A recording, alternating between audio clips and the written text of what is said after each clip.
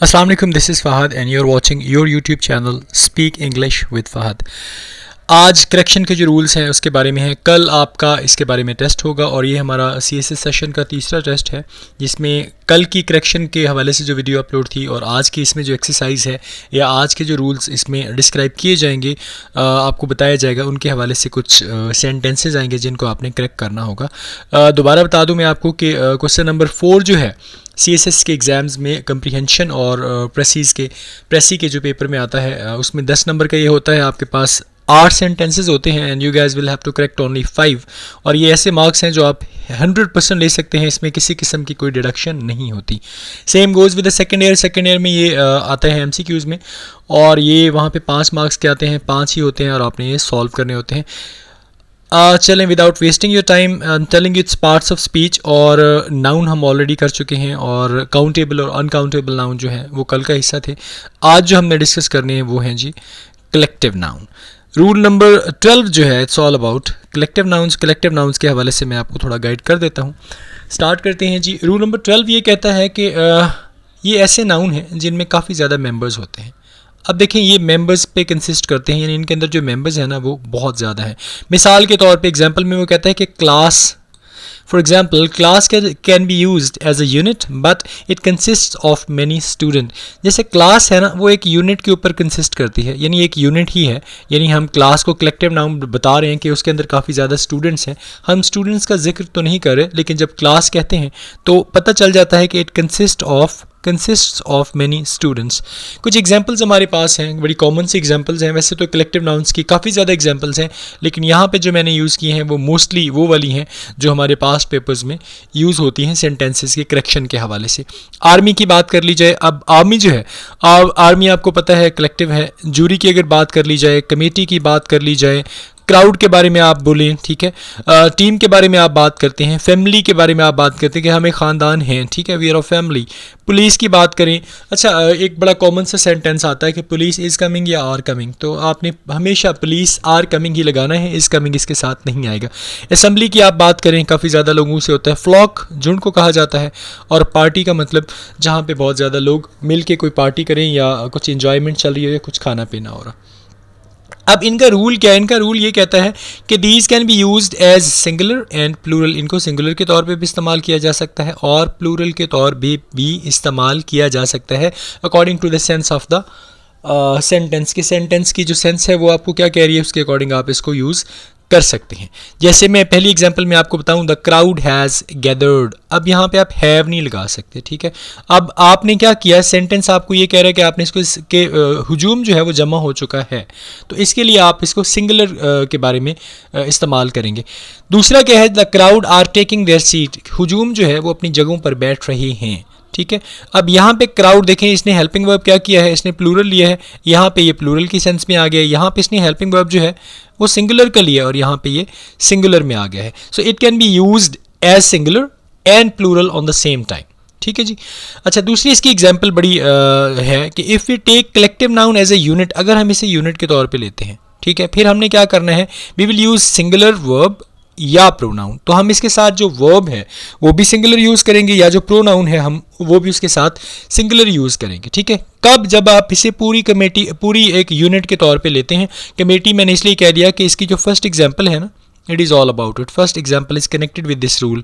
अब देखें, अब कमेटी की बात हो रही है, committee is United on the issue. अच्छा, कमेटी या जूरी के बारे में आपको एक बात और कंफर्म कर दूं कि अगर कमेटी के सारे मेंबर्स जो हैं, सारे के सारे मेंबर, ठीक है, वो किसी एक फैसले के ऊपर, या जूरी के सारे मेंबर एक फैसले के ऊपर मुत्तफिक हो जाएंगे, तो उसको हम एज अ यूनिट लेंगे। उसका जो हेल्पिंग वर्ब है यहाँ पे जो इज़ है वो हम सिंगुलर इस्तेमाल करेंगे। वो क्या कह रहा है, if we take collective noun as a unit, यानी हमने इन सबको एज अ, अगर कमेटी को हमने एज अ यूनिट के तौर पे ले लिया, यानी ये सारे के सारे बंदे एक ही बात पे, एक ही डिसीजन पे एग्री हो गए हैं, तो फिर हम क्या करेंगे, हम जो इसके साथ वर्ब लेंगे या प्रोनाउन लेंगे वो क्या लेंगे, हम सिंगुलर लेंगे। हेल्पिंग वर्ब मतलब इज़ आएगा, वॉज आएगा। और अगर हम इसको अगर ये डिफरेंट है, दूसरा रूल क्या कहता है, if we take collective noun separately, अगर इसको हम अलग अलग की बात करें, then we will use plural verb या प्रोनाउन। अब यहाँ पे कमेटी के the committee are discussing the issue. अब देखिए कमेटी के मेंबर्स जो हैं हम अलग अलग उनकी बात करें कि वो अलग अलग जो है वो किसी इशू को डिस्कस कर रहे हैं, तो इसलिए हम इसको क्या करेंगे जी, इसको एज अ प्लूरल लेंगे और हमने हेल्पिंग वर्ब कौन सा इस्तेमाल किया, आर इस्तेमाल किया। तो आपने सेंटेंस रीड करना है जहाँ पे आपको लगे कि कमेटी या जूरी किसी एक बात के ऊपर मुत्तफिक है, आप सिंगुलर हेल्पिंग वर्ब ले लेंगे। जब आपको लगे कि वो अलग अलग कोई काम कर रहे हैं और आपने उसको एज अ यूनिट डिस्क्राइब नहीं किया, तो आप वहाँ पे उसको एज अ प्लूरल ले लेंगे। नेक्स्ट रूल की तरफ जाएं तो मैंने इसको लिखा हुआ है रूल नंबर 12A। अब रूल नंबर 12A इसलिए लिखा है क्योंकि ये ऑलमोस्ट आपस में एक दूसरे से मैच करते हैं, 12 और 12A। तो इसमें दो चीज़ें हैं, सिर्फ दो बड़ी मेन इंपॉर्टेंट। एक है अ नंबर ऑफ, यानी यहाँ तक अ नंबर ऑफ, एक ये चीज़, और दूसरी बात क्या आती है, द नंबर ऑफ। अब इनका डिफरेंस क्या है, इनको आपने यूज़ कैसे करना है, और इनमें इसके अंदर सेंटेंसेस मिस्टेक्स क्या होती हैं। सबसे पहले a number of represents strength and takes plural helping verb with it. A number of जो है वो क्या करता है, वो स्ट्रेंथ, जो टोटल स्ट्रेंथ है पूरी की पूरी, उसको रिप्रेजेंट करेगा, ठीक है, और उसके साथ वो क्या करेगा, अपने साथ वो प्लूरल हेल्पिंग वर्ब लेगा। मिसाल के तौर पे हमने बात की a number of bus drivers are reckless. अब देखें ये जितने भी बस ड्राइवर्स हैं उन सब की स्ट्रेंथ को इसने डिस्कस किया और सबको बता दिया कि सारे के सारे क्या हैं जी, रेकलेस हैं। इसलिए इसने क्या किया, अ नंबर ऑफ इस्तेमाल किया और साथ में इसने क्या किया, आर इस्तेमाल किया। इसी तरह जो सेकंड एग्जांपल है, a number of doctors are well mannered.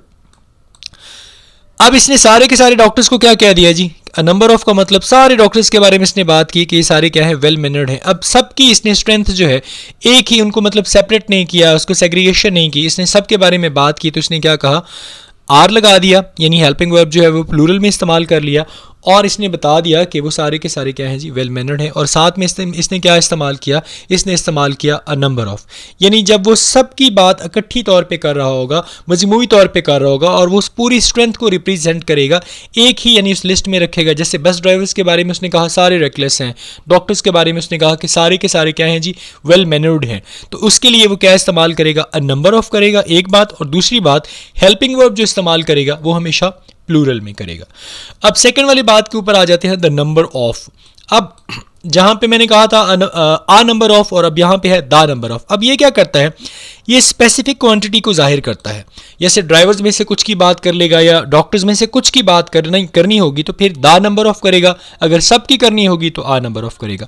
अब इसमें दूसरा डिफरेंस, पहला डिफरेंस तो आ जाएगा द नंबर ऑफ, और दूसरा डिफरेंस इसमें क्या आएगा कि ये जो अपने साथ हेल्पिंग वर्ब लेगा ना वो सिंगुलर लेगा। जैसे यहाँ पे इसने प्लूरल लिया तो अब यहाँ पे ये सिंगुलर लेगा। जैसे पहले इसने बात की the number of drivers who drive recklessly is increasing. अब देखें द नंबर ऑफ ड्राइवर्स, उसके बाद इसने दूसरी बात ये लगा दी हु ड्राइव। इसका मतलब क्या है, इसने ख़ास मखसूस जो क्वांटिटी है ना सिर्फ उसका जिक्र किया है।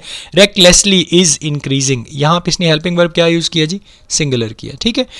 अब द नंबर ऑफ जहाँ पे भी आएगा ये बात अपने माइंड में रखिएगा कि किसी खास तादाद के बारे में बात की जा रही होगी, फिर ये आप द नंबर यूज़ करेंगे। अगर आप पूरी की पूरी स्ट्रेंथ के बारे में बात हो रही है तो फिर आप आ नंबर इस्तेमाल करेंगे। दूसरा रूल क्या है जी, दूसरी बात यह है कि जहाँ पे आप आ नंबर ऑफ बात करेंगे, जब पूरी तादाद की बात करेंगे आप प्लूरल पे जाएंगे, और अगर आप कुछ लोगों की, चंद लोगों की बात करेंगे तो आप सिंगुलर पे जाएंगे। दूसरी एग्जाम्पल की तरफ देखें, the number of police officers who, अब यहाँ पे फिर हु आ गया, ठीक है, हु बिहेव, जो बिहेव करते हैं। अब ये स्पेसिफिक किस्म की है, एक है क्वांटिटी, जो बिहेव करते हैं सिर्फ उनकी बात हो रही है, सबकी बात नहीं हो रही। वेल, जो अच्छा बिहेव करते हैं इज डिक्रीजिंग, वो कम हो रही है। अच्छा, अगर आप अ नंबर ऑफ की एग्जांपल पे देखें, उसने कहा बस ड्राइवर्स की एक बड़ी तादाद जो है वो रेकलेस है। फिर उसने कहा डॉक्टर्स की एक बड़ी तादाद जो है वो वेल मैनर्ड है। अब देखें इसमें उसने सेग्रीगेशन नहीं की, इसलिए उसने अ नंबर ऑफ लगाया और आर लगा दिया। दूसरी अगर बात करें, the number of drivers who drive recklessly is increasing. दूसरी एग्जाम्पल में उसने पूरे ड्राइवर्स में से चंद ड्राइवरों की बात की। उसने कहा उन ड्राइवर की तादाद जो रेकलेसली ड्राइव करते हैं बढ़ रही है, ठीक है। अब इसने कुछ लोगों को स्पेसिफाई कर दिया। और इसी तरह उसने दूसरी एग्जांपल में कहा कि पुलिस ऑफिसर्स जो अच्छा बिहेव करते हैं उनकी तादाद जो है वो डिक्रीज हो रही है, कम हो रही है। अब यहाँ पे उसने स्पेसिफाई कर दिया। आई होप सो कि आपको ये रूल जो है वो समझ आ गया होगा। Let's move to the next one. Rule number 13 की अगर बात करें तो इसी तरह जैसे द नंबर ऑफ था या आ नंबर ऑफ, यहाँ पे है the majority of and the majority. यानी मेजोरिटी आपने कहाँ पे इस्तेमाल द मेजोरिटी कहाँ पे इस्तेमाल करना है और द मेजोरिटी ऑफ आपने कहाँ पे इस्तेमाल करना है। यहाँ पे भी ये डिफरेंस, एक द मेजोरिटी ऑफ के साथ आ रहा है और दूसरा आ रहा है द मेजोरिटी। अगर मैं द मेजोरिटी ऑफ की बात करूं तो इसमें आपने सिर्फ एक ही बात देखनी है द मेजोरिटी ऑफ में, कि ये plural noun and plural verb अपने साथ लेता है, यानी नाउन भी ये प्लूरल लेगा और हेल्पिंग वर्ब अगर लेगा तो वो भी क्या लेगा, प्लूरल। यानी इसने दो चीज़ें लेनी है। जहाँ पे द मेजोरिटी ऑफ आ गया, it will take couple of things. Number one is plural noun and the second is plural verb. अब द मेजोरिटी ऑफ बॉयज़, अब देखें यहाँ पे इसने क्या किया जी, नाउन जो है ये इसने प्लूरल ले लिया, और दूसरी बात मैंने क्या कही थी, प्लूरल वर्ब। यहाँ पे जो इसने ये आर लिया है अपने साथ, ये इसने क्या ले लिया जी, प्लूरल ले लिया। तो the majority of boys in this class are talented. अब अगर करेक्शन में आ जाता है the majority of boy in this class are talented, तो आपको बॉयज़ कर देना है। अगर आ जाता है the majority of boys in this class is talented, तो आपने उसको आर कर देना है, क्योंकि जब भी द मेजोरिटी ऑफ आ जाएगा वो अपने साथ प्लूरल लेगा नाउन, और प्लूरल ही अपने साथ क्या लेगा, हेल्पिंग वर्ब।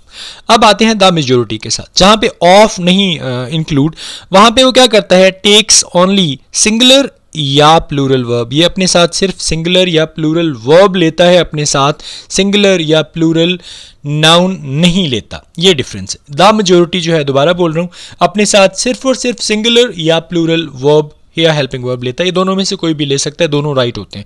अच्छा देखें, द मेजोरिटी इज और in favour of banning smoking, कि जब मेजोरिटी जो है ना वो फेवर में है कि स्मोकिंग को बैन कर दिया जाए। अब यहाँ पे इज भी ठीक है, ये सिंगुलर या प्लूरल दोनों में से जो मर्जी आप लगा लें, दोनों एक्यूरेट होंगे, दोनों ठीक होंगे। अब अगर वो यहाँ पे रॉन्ग करने की बात करता है, अब वो लिखेगा द मेजोरिटी पीपल लिख देगा, द मेजोरिटी बॉयज़ कर देगा, तो वहाँ से आपको बॉयज़ रिमूव कर देना है और इज़ और आर की जगह in favour of smoking. So this was all about today's correction lesson. Exercise की तरफ बढ़ते हैं, और आज के दिन में ही आपका इसका है, अभी मैं बस इसको अपलोड करने वाला हूँ, और आज के दिन में आपने इसको कर देना है मुझे। और जो लोग लेट हो जाते हैं मुझे कल परसों या जब भी उनको टाइम मिले, काइंडली इसको सॉल्व करके मुझे सेंड कर दें। कमेंट सेक्शन में आप लिख दीजिएगा, that will be really good for me. अच्छा, पहला है जी, our team is united. Second है the police suspects local gang. Third है the committee are issuing a report unanimously. चौथा है the jury is divided in its judgment. पांचवा है a number of man has been killed in the accident. So this was all about today. कल इसी के बारे में टेस्ट होगा। सो आई होप कि you guys will take 5 out of 5 marks या 10 out of 10 marks, it depends. और आपके पास जो ये इसकी वीडियो नंबर 2 और 3 है, यानी कल की वीडियो और आज की वीडियो जो है, सॉरी 3 और 4 जो है, उसको ही इस टेस्ट में डिस्कस किया जाएगा। अपना बहुत ज़्यादा ख्याल रखिएगा, मुझे दुआओं में याद रखिएगा। अस्सलाम वालेकुम। अल्लाह।